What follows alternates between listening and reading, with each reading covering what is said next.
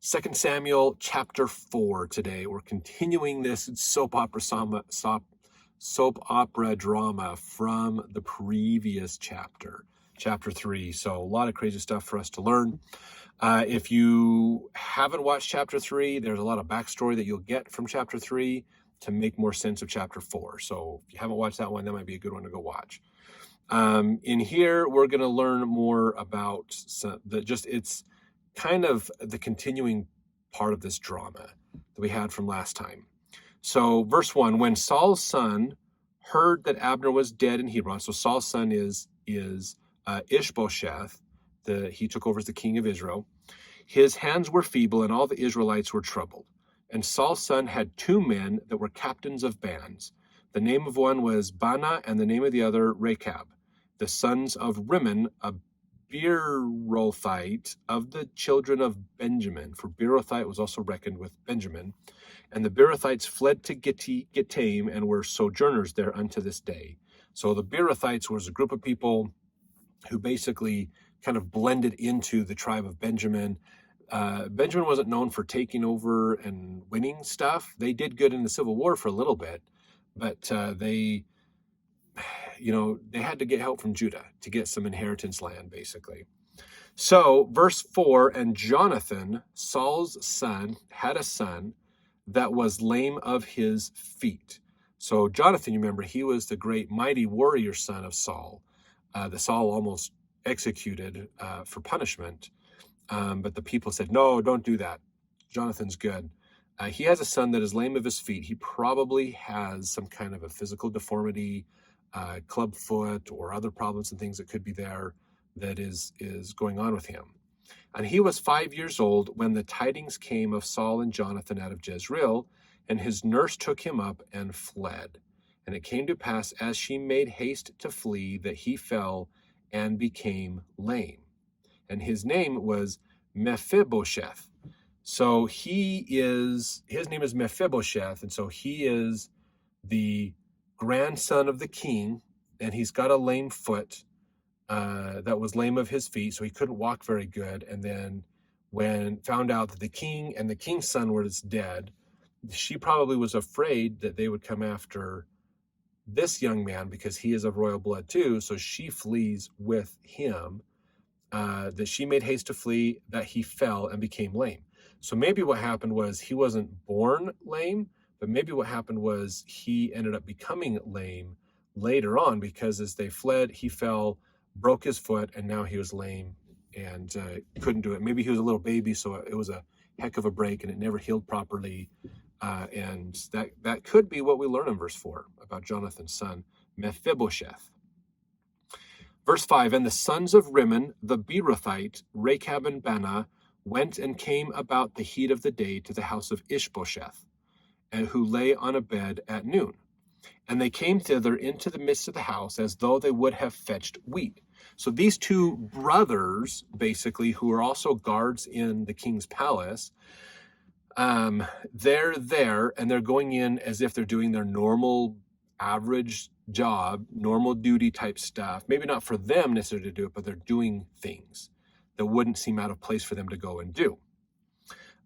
He says, for when they came into and they smote him under the fifth rib, and Rechab and Baanah, his brother, escaped. So they went into the house. Verse 7 gives us some details here. For when they came into the house, he lay on his bed in his bedchamber. This is Ishbosheth, the king. And they smote him, so they stabbed him in the rib, basically. They caught him. Apparently the fifth rib is a great place to kill people, because they note that a lot in here, that it was the fifth rib that they got him. So they kind of got him up and under to kill him. And they slew him and beheaded him and took his head and gat them away through the plain all night. So these two brothers had decided, the king's in a weak spot. He's feeble. He's obviously upset that Abner is dead. This is our chance to take him. So they're setting up as the guards. They're dealing with the king, and they go in and they basically kill him. They get him taken care of. And so they cut off his head, and they're fleeing the area with it. Verse 8, and they brought the head of Ishbosheth unto David to Hebron, and said to the king, behold the head of Ishbosheth, the son of Saul, thine enemy, which sought thy life. And the Lord hath avenged my lord the king this day of Saul and of his seed. So they're going, look, we killed Ishbosheth. We killed your enemy. We killed this king. We know you're supposed to be the real king of Israel.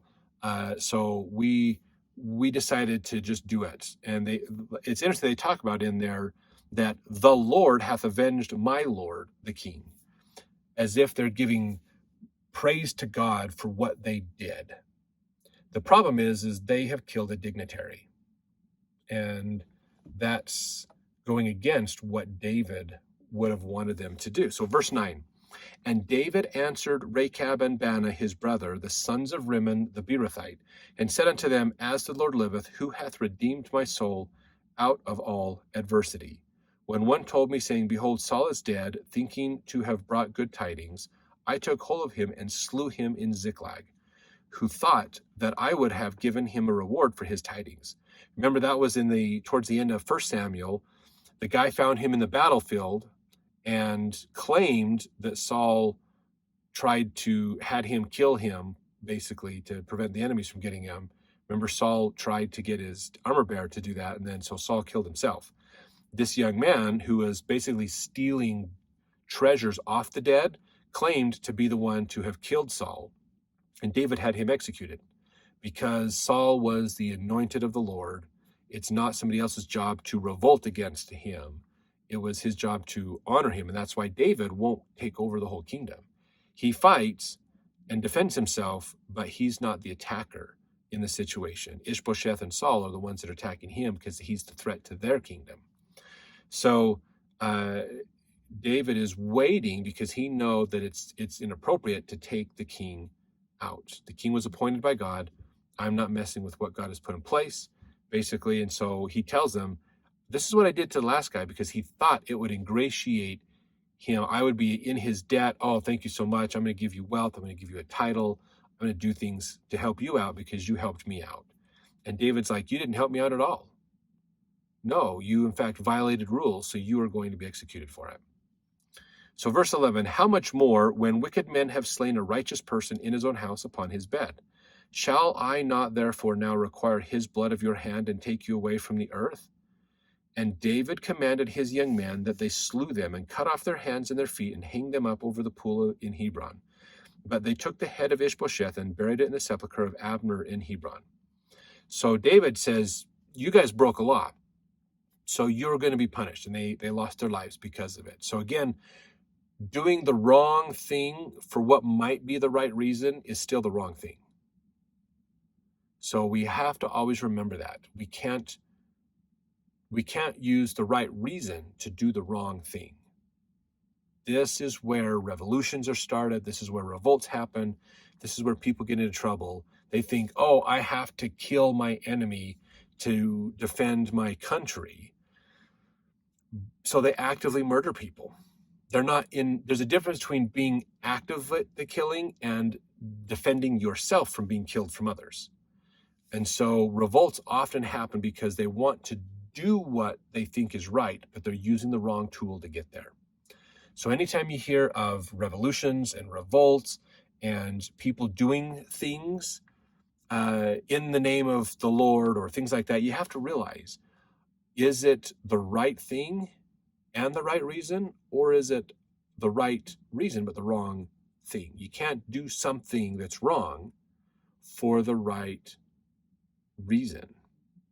Okay? There's a big thing you have to understand with that. So, and to contrast this with what Nephi said, because some of you are probably going to say, but what about Nephi? He committed murder. That's a wrong thing, but it was done for the right reason. So that kind of goes against this logic you're saying, Curtis. And I'd say, here's the thing is, the one thing that's very different about Nephi's example of killing Laban, he actively slew Laban. Laban wasn't trying to kill him. In fact, Laban was passed out drunk. So Laban wasn't putting up a fight at all. Nephi actively killed him.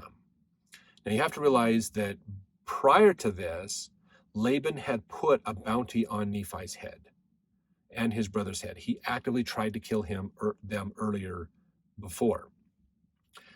Probably earlier that day or the day before, something like that. So Laban had sought their life. Okay, so that's an important point we have to understand. The other thing is that really modifies what Nephi did is God himself said, do this. It's God's law that Nephi was afraid of breaking. But what do you do if God says you can, the rules, there's a higher law that you need to follow more than thou shalt not kill. So that's what Nephi had to reconcile in his mind and understand. Okay, so when God says it and you absolutely know God says it, then you follow it, you're going to be right. The trick is understanding, are you truly following what God says or not? And that's getting into understanding seeking the Spirit, understanding the Spirit in revelation, and realize God follows patterns. He is the same yesterday, today, and forever. He follows patterns. If what he is telling you is outside those patterns, then you can question it, and probably should question it until you can really figure out how it's working, what's going on, because there's always going to be a logic and a structure behind that, a reason for it. And that's important for us to look at. So these two thought that they were doing a good thing by killing Ishbosheth. And yes, it allowed David to become king here pretty soon, but they did what they thought was a good thing for the wrong reasons. And really what it came down to is I'm pretty sure there's a good chance in here, if we get more of this story, we find out that they secretly wanted to make sure that they knew the change of power was coming, so they wanted to make sure they had a good spot, some extra tokens to help them with this change of power that was coming. So they probably had a little bit of a prideful reason for doing what they did, and that's not good either. So let's jump to chapter 5 to see more of this. Is now that there's Ishbosheth is out of the way, can David finally become the king of Israel that we know he's going to be? Let's jump in the next chapter and find out.